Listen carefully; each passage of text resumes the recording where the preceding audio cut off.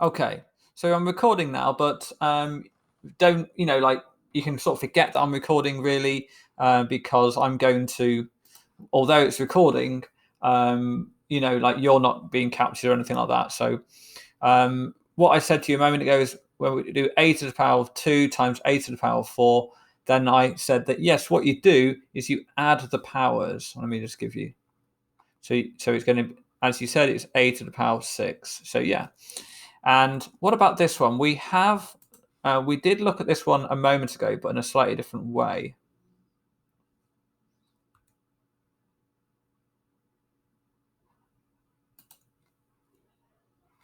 Yeah. Why is it b to the power of 3?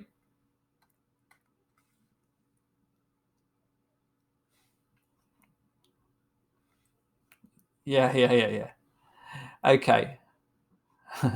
And then the 3b's cancel out. Yeah. Okay. But the other thing to notice is that we are adding the 2. We're adding the 2 and the 4 here, and we're taking them away here. Right? So it's a little bit like that b to the power of 6 divided by b to the power of 3 is the same as b to the power of 6 multiplied by b to the power of minus 3. Because if you added 6 and minus 3, you would also get b to the power of 3, wouldn't you? So is it true that you can get a minus power? Yes, you can. And b to the power of minus 3 does in fact mean b 1 over b to the power of 3. So that's your introduction to negative powers. What about this one?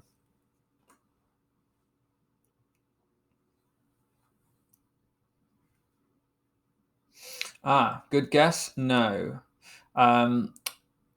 Basically, if you did 8 to the power of 3, that would mean it was 4 times 2 to the power of 3.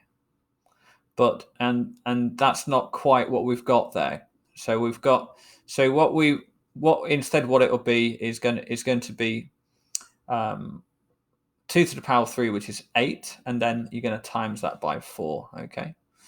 But however, what you can say is that 4 to the 4 is actually 2 squared. So that could be 2 squared plus times 2 to the power of 3, which would be 2 to the power of 5, right? So 2 to the power of 5 is 2 times 2 times 2 times 2 times 2, which is 2, 4, 8, 16, 32. So let's look at it a different way.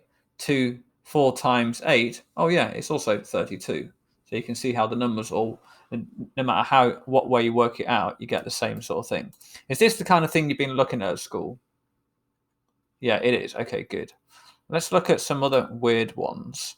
What about this situation? 3 to the power of 0. I introduced negative powers. What about a power to something to the power of 0? What will that mean? Any idea? Good guess. And it's a good guess, but it's not. It's actually 1. How strange is that, right?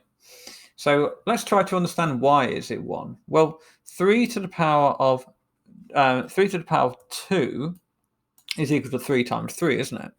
So that's 3 times 3. And then 3 to the power of 1 is equal to just 3. 3 to the power of 0, we know what that is, but let's go 3 to the power of minus 1. We introduced minus powers a moment ago, and it was 1 over 3, right? And then if we did 3 to the power of minus 2, that would be 1 over 3, 3 squared. But you can see the halfway point between this. If you imagine them on a graph meeting together, they wouldn't meet together because what you're doing is you're timesing it by 3 each time. Or as you go down, you're dividing it by 3. So 3 times 3, divide it by 3, 3, divide by 3 again, 1, divide by 3 again, 1/3, divide by 3 again, 1 over 3 squared. So anything to the power of 0 is always 1.